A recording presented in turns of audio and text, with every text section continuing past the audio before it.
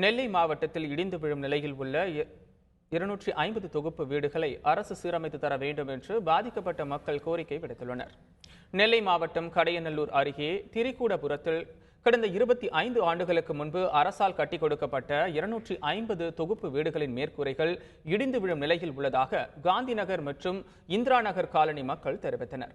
அடிப்படை வசதிகள் எதுவும் இல்லாததால் அச்சத்துடனே வாழ்ந்து வருவதாகவும் குடியிருப்பு வாசிகள் கூறினர். முறையான சாலை வசதி இல்லாததால் 1 கிலோமீட்டர் சுற்றி செல்ல வேண்டிய நிலைமை மாற்றி தரவும் மாவட்ட நிர்வாகத்திற்கு அவர்கள் கோரிக்கை விடுத்துள்ளனர். 250 வீடு இருக்கு இந்த பகுதியில். 250 வீடு இருக்கு. 2 தகுதியாக கட்டி கொடுத்தாங்க. காந்தி நகர் காலனி ஒரு பக்கத்தை ஒரு சைடாக கட்டி கொடுத்தாங்க. ஒரு சைடு அதுக்கு பின்பு இந்திரா நகர் காலனி கட்டி கொடுத்தாங்க. 2 பகுதியாக கட்டி கொடுத்தாங்க. நிறைய வீடு விழுத கண்டிஷனில் டேமேஜ் இருக்குது. இது மெயினாக பொம்பளை பிள்ளைகள் ஒதுங்குக்கு சுற்றி வேலி போட்டாங்க. பூரா பட்டாடங்களாக இருக்கிறது.